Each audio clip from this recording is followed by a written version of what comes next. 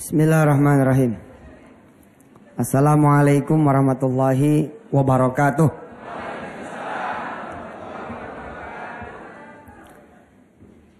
Alhamdulillah, saya sedikit memahami tentang kekuatan memberi, kekuatan kemudian bersedekah, dan saya share ke sebanyak-banyaknya teman, ke sebanyak-banyaknya kawan, ke sebanyak-banyaknya jamaah, bahwa letak kekayaan itu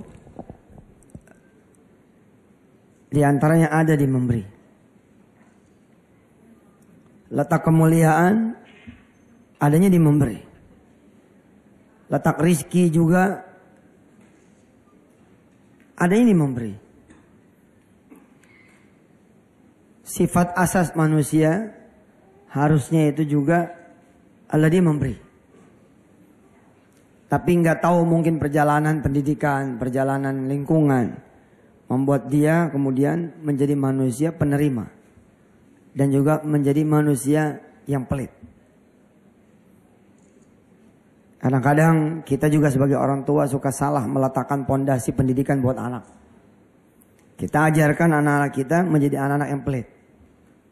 Misalkan, kamu kalau makan jangan depan orang. Nanti malah minta. Ada yang seperti itu. Tapi ada juga yang memang asasinya manusia memang memberi, lalu dia punya pendidikan, punya lingkungan yang semakin kemudian membuat dia terbentuk karakter dari memberi.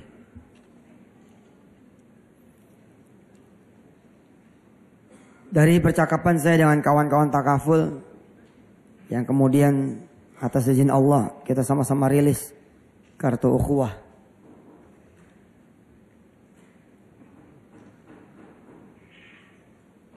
Mudah-mudahan bukan cuman nanti dimaksudkan sebagai dalam tanda petik memasarkan asuransinya saja. Tapi yang lebih penting lagi adalah memasarkan kebiasaan berukhuwah. Dan sekarang ini memang udah hampir hilang yang begitu-gitu. Kebencian udah di mana-mana. Berbeda sedikit saja, seseorang sudah tidak bisa lagi senyum dengan saudaranya. Berbeda soal yang furu, lalu sampai kemudian membuat persaudaraan menjadi pecah. Saya suka melihat gitu ya, makin kemari gitu. Ini ukhuwah kita juga makin tercerai-berai. Kita disibukkan sama urusan-urusan yang furu, urusan-urusan yang cabang. Sementara ekonomi kita diambil sama orang lain. Kekayaan alam kita diambil sama orang lain.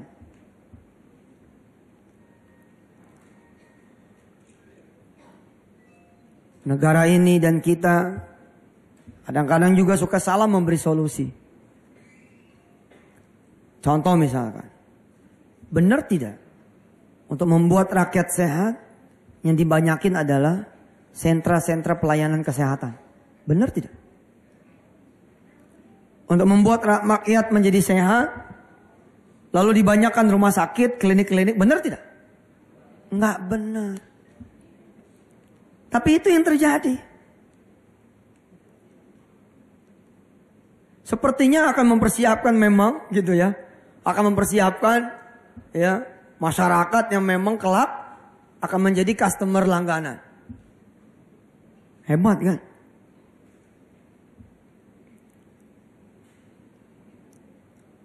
Yang asasnya tidak. Nah, ukhuwah dan memberi, persaudaraan dan bersedekah itu sesuatu yang asas betul dalam Islam. Asli asas betul. Saya sering nasihatin begini sama teman. Woi, umpama nih, lu ditipu sama saudara lu. Terus lu putusin hubungan sama dia. Yang mana yang menjadi kerugian lu? Kerugian karena ditipunya, apa kerugian mutusin silaturahim? Sesuatunya disebut abstrak memang. Mutusin silaturahim itu yang abstrak. Oh ya ditipu, mana gua males berteman lagi sama dia. Enggak Nggak begitu. Mutusin silaturahim itu yang lebih besar bahayanya. Ketipu itu tidak masuk dosa besar. Tapi memutuskan kemudian ukhuwah, dosa besar. Tadinya kita bukan pelaku yang malah akan diangkat derajatnya oleh Allah Subhanahu wa taala, sekarang kita menjadi pelaku dosa. Allah menginginkan kita naik derajatnya lalu menjadi orang-orang yang mukhlisin, menjadi orang-orang yang sabirin, menjadi juga orang-orang yang syakirin, menjadi orang-orang yang ikhlas, sabar, bersyukur, dikasih jalannya oleh Allah. Terjadi peristiwa penipuan misalkan, kita ketipu, lalu kita ajak ramai-ramai keluarga kita untuk memusuhi dia. Asas ukhuwah itu. Saya senang gitu ya, menjadi bagian dari takaful. Insya Allah mudah-mudahan ya ke depan saya bilang ini ada ukhuwah university gitu. Orang tuh mesti diajarin itu. Ketika lo beda, apa sikap lo? Jangan sampai ketika lo beda sama mertua, sikapnya adalah ya lo cerai aja bini lo. Itu lebih baik cerai dari bini lo. Daripada misalkan lo jadi ahlul bid'ah, malah masuk neraka. Gak gitu kali solusinya. Gak gitu kali. Lebih baik tidak sholat Jumat misalkan. Kalau didapati misalkan khotib Jumatnya adalah orang-orang yang ahli ziarah kubur misalkan. Apa seperti itu kan? Nah, ini ada university ini. Ukhuwah university harus kita ajarkan. Betul.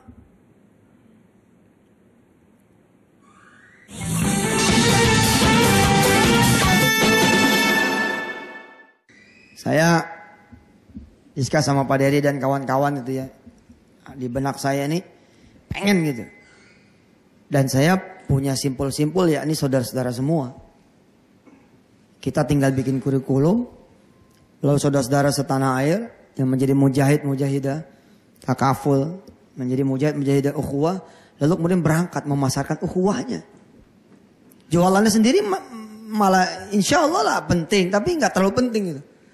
Ya, bagaimana kemudian kita merasakan empati, simpati, kemudian bisa melakukan sesuatu kepada orang lain. Bagaimana kemudian kita bisa merasakan kesulitan orang lain. Itu mesti ada kurikulum itu sepertinya. Secara hari gini interaksi manusia juga sudah semakin juga habit interaksi manusia ini makin payah.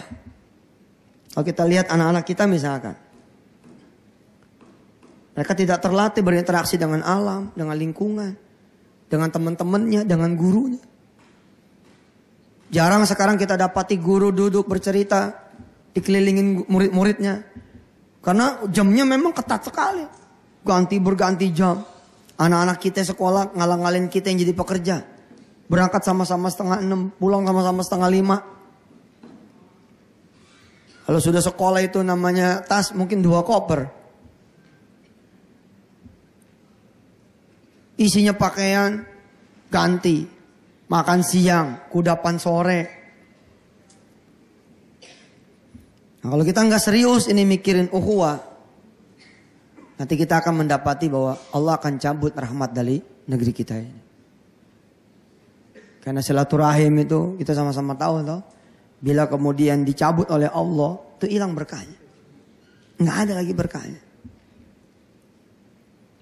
Pengen gitu. Jadi bukan cuma persoalan nanti kalau ada kartu lu aman gak gitu. Tapi lu ada asuransi nanti lu aman gak gitu. Tapi lebih kepada pendidikan, edukasi. Saya suatu saat datang ke saya punya sahabat. Dia bercerita bahwa anaknya pinter. Ranking terus di kelas. Sebagai teman yang punya teman anaknya pinter, bangga dong saya. Terus kata dia, Pak. Nanti ketemu nih sama anak saya Ustadz. Kalau jam segini dia pasti lagi belajar. Oke. Gitu tiba, dia buka pintu. Anaknya lagi ngadap tembok. Karena lagi belajar. Terus bapaknya ngucap salam. Assalamualaikum. Gitu. Terus anaknya jawab, Waalaikumsalam. Tanpa ekspresi. Dia terus saja sibuk dengan pelajarannya. Dia nggak nengok, bapaknya datang. Nggak apa gitu. Saya bilang, gue sih mending anak gue blow on kali deh. Tapi kalau gue datang, papa, gitu, bluk gitu. Melok kaki, yang satu megang tangan, yang satu bawain tas. Ya tentu tidak ada yang pengen anaknya blow on. Tapi buat apa pintar tapi tidak mengenal bapaknya? Kenapa seperti itu? Bebannya berat. Nah kalau kita tarik urusan mikro tadi yang kecil tadi ke urusan negara, ke urusan bangsa, ke urusan masyarakat. Beban kita udah berat. Makanya silaturahim kita udah payah. Coba aja tanya saudara-saudara yang udah terpisah dari ibunya. Terpisah dari bapaknya. Tidak tinggal di satu atap dengan mertuanya. Coba, look. Ask yourself. Berapa kali saudara menyapa ibu? Berapa kali saudara menyapa ayah? Berapa kali saudara bercengkrama dengan tetangga kanan dan kiri? Berapa kali kemudian saudara kemudian merasa jadi punya teman? Hampir kita disibukkan sama urusan-urusan dunia yang makin lama, makin belipet, bebannya makin berat. Ngalang-ngalin anak yang tadi belajar. Itu kan contoh mikro tuh. Kita udah gak sempet tuh.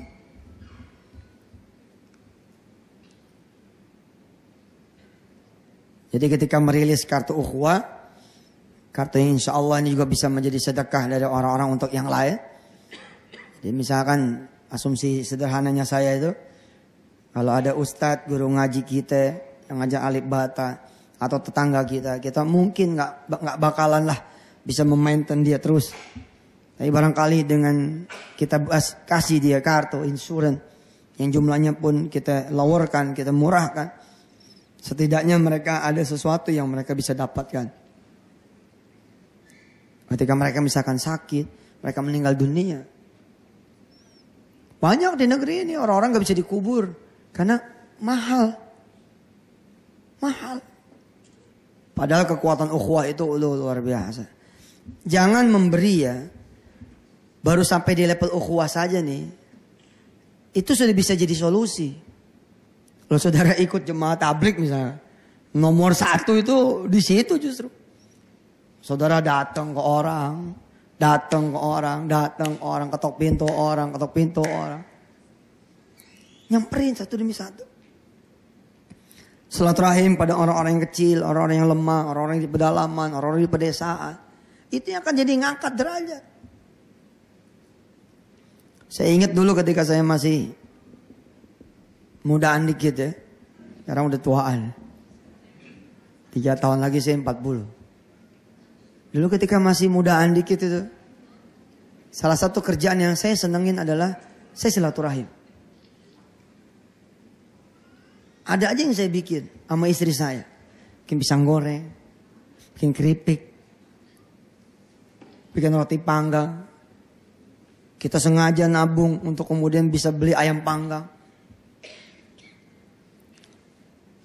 Kita bikin nasi kebuli. Apa aja itu. Atau sekedar datang gitu. Datang ke orang-orang yang sakit. Ji maaf ya gak bisa bantu nih. Tapi insya Allah saya doain. Makasih Yusuf. Ya kita doa dulu Nek. Kita dulu Nyai. Mudah-mudahan Nyai sembuh, Nyai sehat.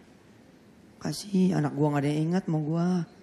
Lu ingat, gua doain lu naik. Gua doain lu naik derajat.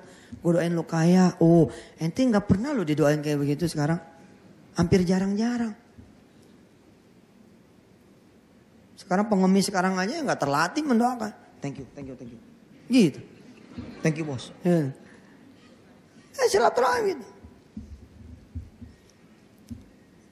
Ya, sepertinya hari ini mungkin sudah nggak ada, tapi insya Allah lah kita datang mengambil alih masakannya. Kita datang mengambil alih masakan buat janda-janda yang jompo. Kita ambilin di air anget, kita sekat dia punya kaki. Padahal bukan ibu kita, bukan nyai kita, bukan engkong kita, bukan kakek kita. Bodoh. Doanya minta ampun.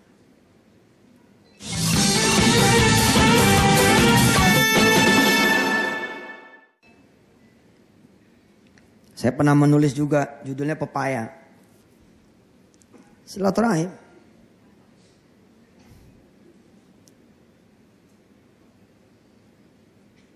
Ada orang-orang yang saya senang datang.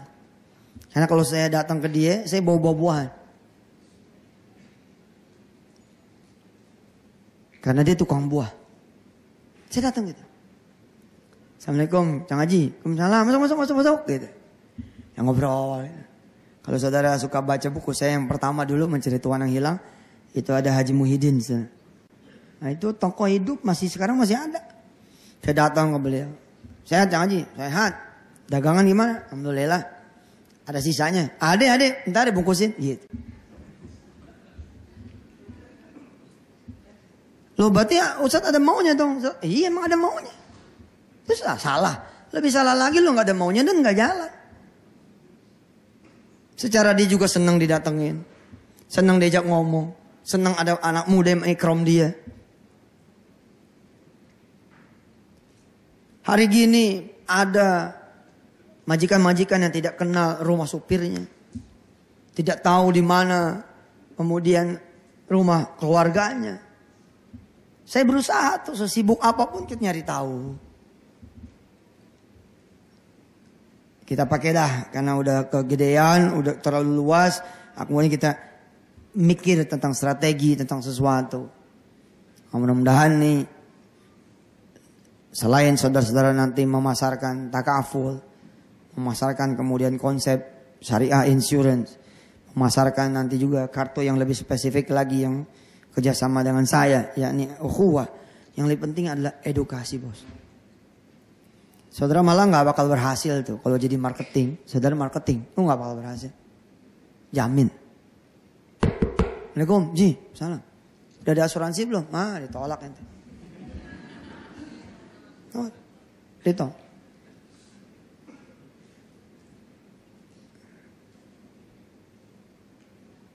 Get his heart and you will get the market. Ambil hatinya. Dan ini memang proses. Nggak bisa sekali jalan. Nah kalau saudara melakukan dengan namanya edukasi, saudara datang. Saudara mengajarkan orang. Saudara silaturahim. Saudara beri sesuatu pada orang lain. Orang lain akan memetik manfaat. Habis itu bisnis itu udah terserah lu aja deh gitu dia bilang. Jangan direct. Nah apa yang saya bayangkan Pak Dery dan teman-teman direksi Takaful adalah Bismillahirrahmanirrahim gitu ya, ketika nanti ukhuwah ini kita rilis dan kita launch di masyarakat. Saya kepengen gitu ya. Ada kurikulum yang dibikin oleh teman-teman. Lalu kemudian teman-teman semua melaksanakan itu.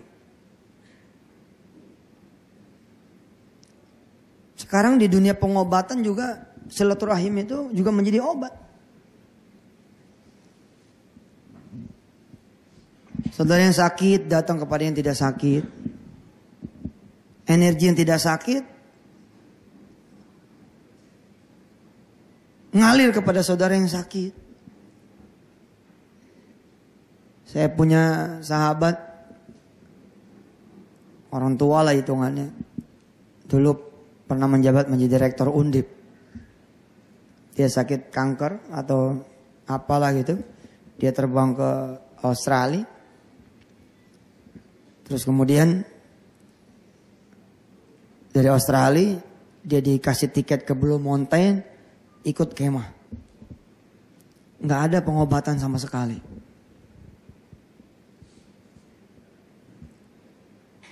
Prof bercerita kepada saya bahwa ketika saya ada di kemah, saya tuh baru paham. Ternyata saya ditempatkan di satu kemah sama orang-orang yang sudah sembuh dari kankernya. Saya 2-3 hari bersama mereka. Dan ternyata itulah pengobatan paling hebat. Jadi energi orang-orang yang sudah terbebas dari kankernya kemudian menjadi obat buat dia yang lagi punya penyakit kanker. Subhanallah. Islam di Indonesia juga Islam ukhuwah. Bukan Islam yang sendiri-sendiri. Hingga kemudian mulailah masuk Islam yang fardi menurut saya gitu. Dulu kan kalau di kampung kita habis sholat, kita salam-salaman, keliling. Allahu Akbar. Luar biasa. Tapi kemudian menjadi persoalan. Nggak ada hadisnya juga. Nah, kalau bid'atin dolalah. Kalau dolalah finnar. Ya, gimana? Ya udah. Pokoknya habis sholat ibu baranya diam-diam. Ada lagi. Repot. Sekarang aja repot.